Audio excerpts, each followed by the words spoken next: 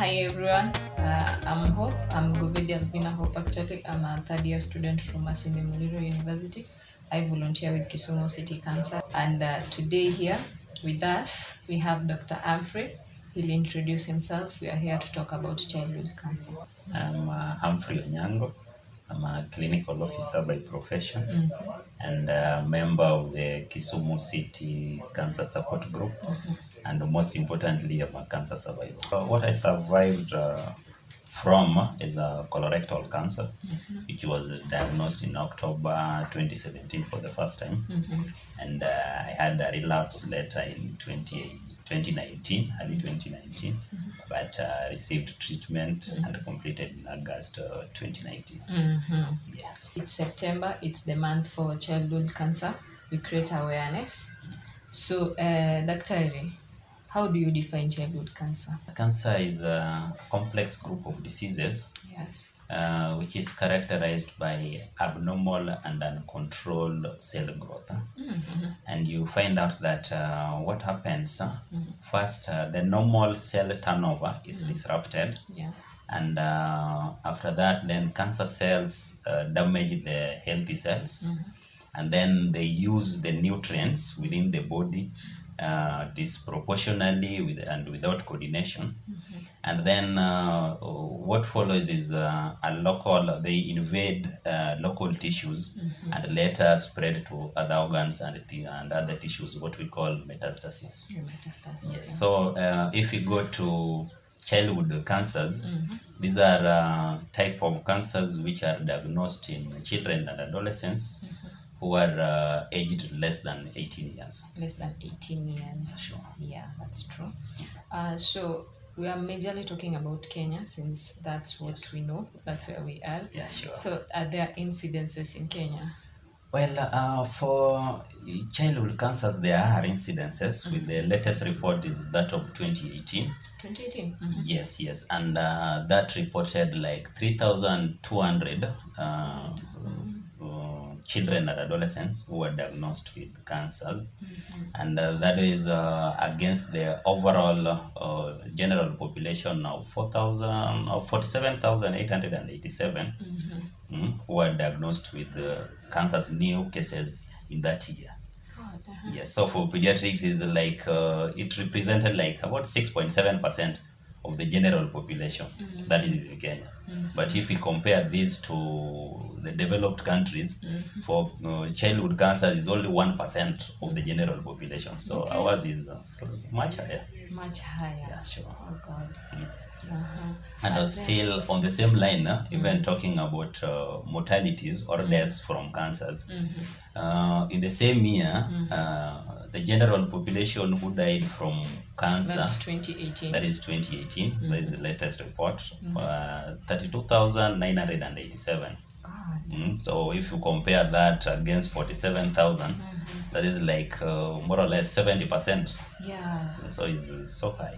Majorly, childhood cancers are a bit unique compared to adult cancers, because for adult cancers you will find there are a lot of risk factors which are involved. That is from lifestyle to behavioral to genetic factors, but that is not true for the childhood cancers. Yeah. Yes, because you find that the peak age is between 3 and 7 years. That is where we find most of these cancer cases in children.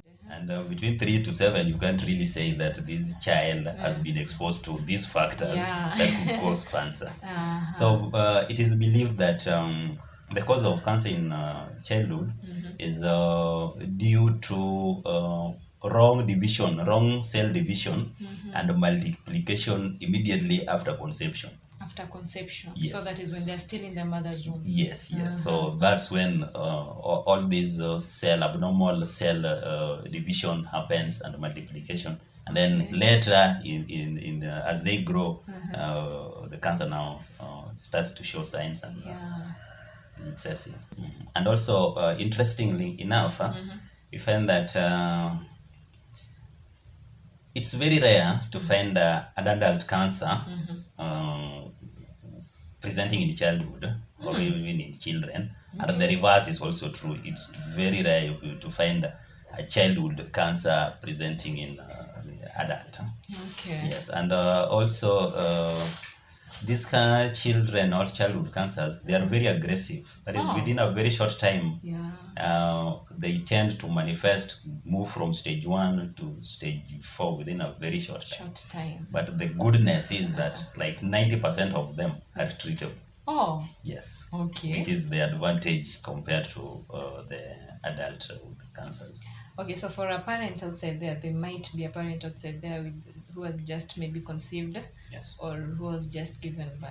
How do you know the signs and the symptoms to cancer? The signs and symptoms of childhood cancers will depend on the type of cancer. Oh. Yes, because for childhood cancers, there are very many types of childhood cancers. Okay, let's say for Kenya right now, let's talk about maybe the top 5. Well, in Kenya, top 5 we'll find the cancer of the blood, what is called leukemia. Yes. And then we have the lymphoma, and more so the non-Hodgkin's lymphoma. And also the third one, we have the kidney cancers. And the fourth, we have the brain cancers. Brain cancers? Yes. And lastly, we have cancer of the nasopharynx, that is along the throat. Along the throat? Yes. So those are the top five cancers in Kenya. So signs and symptoms will majorly depend on the type of cancer this child is presenting with. So if we look at maybe leukemia as an example, we are talking about blood. Yeah. And what happens in leukemia, the blood cells themselves are affected. So they are immature blood cells. They don't go through the complete cycle. So the side effects will majorly depend on dysfunction caused to these cells. Okay. So if we look at the white blood cell, the role is to protect against infection. Yes. So if this is impaired, there will be frequent infections in this kid. So that is one of the side effects. Also, if the kid gets sick most of the time. Yes, most of the time this kid is sick. And if you look at the red blood cells, since they supply oxygen throughout the body, this child may present with difficulty in breathing. Okay. The side effect. And if you go through the platelets, which is more on the clotting system, so this child will be presenting with bleeding tendencies. They bleed easily and also bruising easily. The lymphomas, there can be one swelling of body parts, for example, the jaw, like in the Burkitt's lymphoma.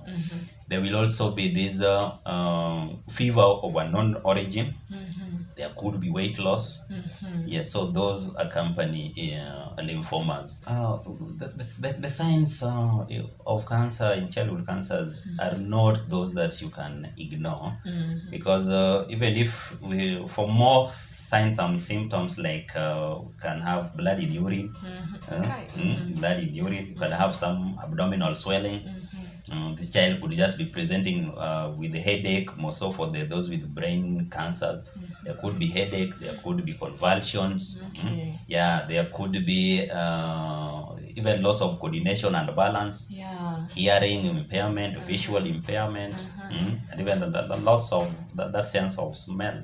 Yes. So, all those are the side effects. Okay, so, Daktari, treatment. Maybe people have lost hope. There's no treatment for that. Treatment, and maybe briefly for prevention purposes, there is vaccination.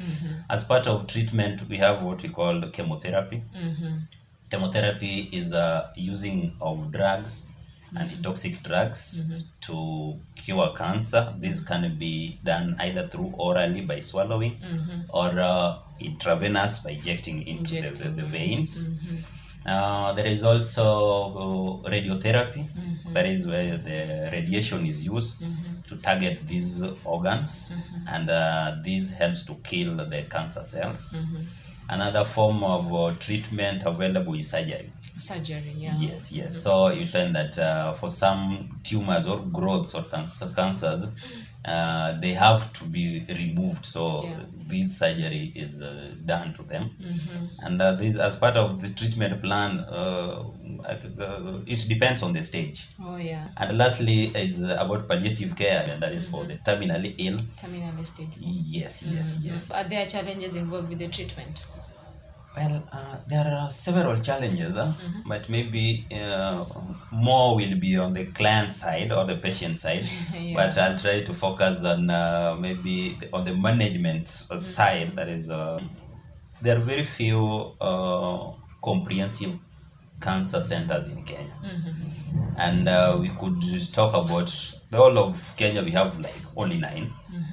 And 3 government facilities and 6 private facilities. And unfortunately enough, 7 are in Nairobi and 2 in Eldoret. Yeah, so that's one. 2 is there is very few. We, as a country, we have very few cancer specialized trained healthcare workers. So that's also a big challenge. And also focusing on the treatment of childhood cancers. There is we find that the drugs which are being used, and I told you in developed countries is only 1% of the cancers. So you find that treatment of childhood cancers, the drugs currently being used are those which were developed in maybe 1950s, 1970s. So there is no new developments. As we know, new developments is equal to like better options, treatment options. Like in Kenya, the cases are rising. So those are some of the challenges which are there in terms of treatment. Yeah, in terms of treatment. Yeah, okay. So would you like tell people like the type of myths you've had and tell them the facts surrounding cancer, the childhood cancer? Childhood cancers, there are several myths.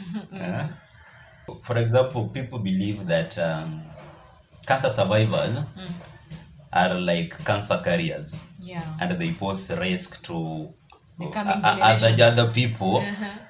But that's not true.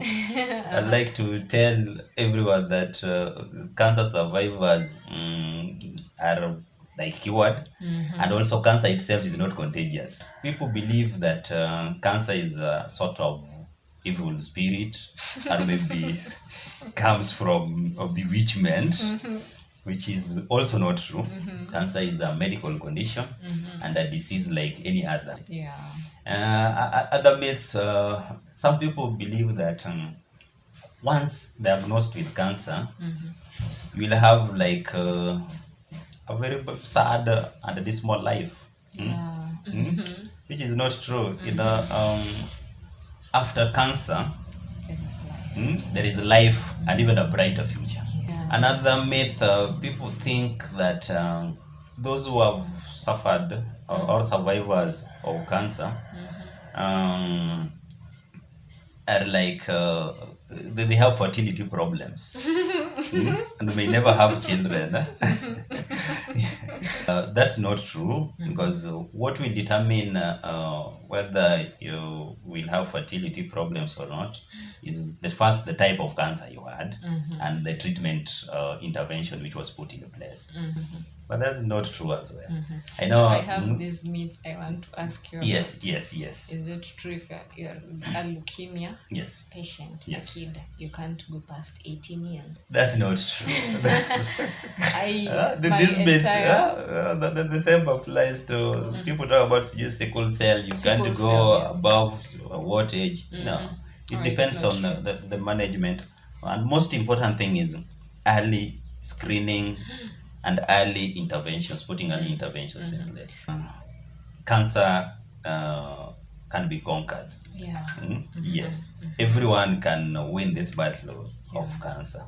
And also more specifically talking about childhood cancers, majorly early screening, early diagnosis, early interventions in place, cancer is defeatable and treatable. So the survival rate of childhood cancer? Well, in Kenya it is slightly low. Yes, because if we look at like a 5-year survival rate, you find that only 1 out of 5 survive. That is as low as 20%. So we are still low. So we still so we are still losing more. We are still losing more. Oh God. Yes. Okay, is there anything we can do to make that better? Well, as I said, as part of the fact, For childhood cancers, it's unfortunate we don't have more specific risk factors which we could attribute to this. To change these trends, awareness is very key. So that's where even the Kisumu Cancer Support Group and the CBO is really taking charge. So if we can create more awareness to people to really identify these symptoms early enough, screen these kids early enough, and treatment put in place early enough, then we won't be having these much mortalities. Yes. What would be like your final words to parents outside here, because kids don't have a voice, they can't speak for themselves? My final word to kids, more so those to parents, more so those living with kids who have childhood cancers, is that cancer is treatable, cancer is manageable, and together we can conquer cancer. Thank you for your time. Thank you for educating us on childhood cancer, and we hope to see more of you here. Thank you so much. Okay, thank you.